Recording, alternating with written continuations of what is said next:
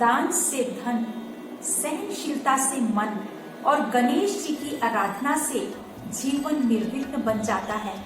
आज हम गणेश जी के भव्य मस्तक के आध्यात्मिक रहस्य को जानेंगे। गणेश जी का भव्य मस्तक बुद्धिमत्ता का प्रतीक, बुद्धि की विशालता का सूचक, थिंक बिग, बड़ी सोच का प्रतीक है। गणेश जी का माथा काफी बड़ा होता है, जो उसकी विजडम और लीडरशिप क्वालिटी को लिए हुए है। उस बुद्धि से ही अनेक प्रकार के वो निर्णय लेते हैं। तो ज्ञानवान योग्य व्यक्ति के भी ऐसे ही लक्षण होते हैं। हमें भी गणेश जी की तरह बुद्धिमान बनना है, अपने विजडम को यूज करना है।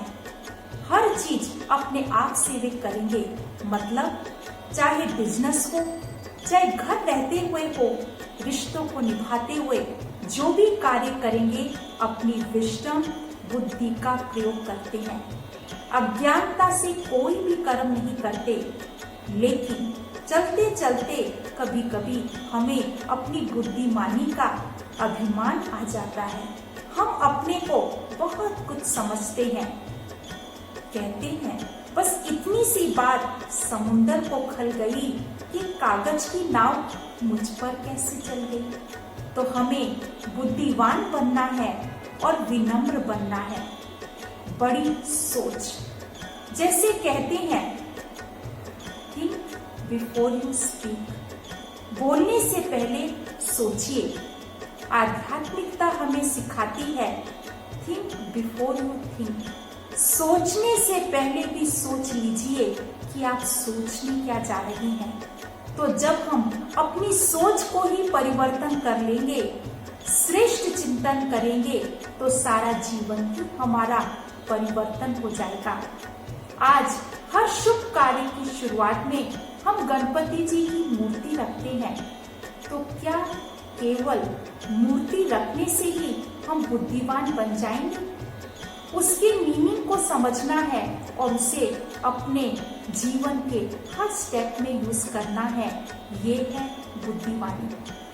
हम सभी जानते हैं, जब शंकर जी ने अपने दोनों पुत्रों को, कार्तिकेय और गणेश जी को 3 बार पृथ्वी की परिक्रमा करने को कहा और कहा जो पहले वापस परिक्रमा कर लौटेंगे उन्हें इनाम प्रदान किया जाएगा। कार्तिकेय शीघ्र ही अपना वाहन पीकॉक पर बैठकर, मोर पर बैठकर परिक्रमा करने के लिए निकल पड़े। गणेश जी भली भांति से परिचित थे कि मेरे छोटे से मूषक के वाहन पर मैं सारी परिक्रमा कैसे कर सकता हूँ और मेरे जीतने का कोई चांस ही नहीं है। वो सोचने लगे, थोड़ा विचार किया और विचार करने के बाद गणेश जी ने अपने ही माता पिता के और चारों ओर परिक्रमा आरंभ कर दी। और जब गणेश जी से पूछा गया, आपने सारे विश्व का चक्कर क्यों नहीं लगाया? बहुत सुंदर जवाब बड़ी चतुराई से गणेश जी ने दिया कि मेरे माता पिता के चरणों में ही सारा विश्व है। ऐसे बुद्धिशाली थे गणपति। तो ये विशेषता को हमें अपने जीवन में धारण करना है कि कैसी भी वो सिचुएशन हो, हमें पैनिक नहीं होना है। हर खराब से खराब परिस्थिति में से भी बेस्ट बनने का उपाय हमें ढूंढना है, जो वर्तमान समय में अति आवश्यक है। आज दूसरे दिन किस बात पर सभी विशेष ध्यान देंगे?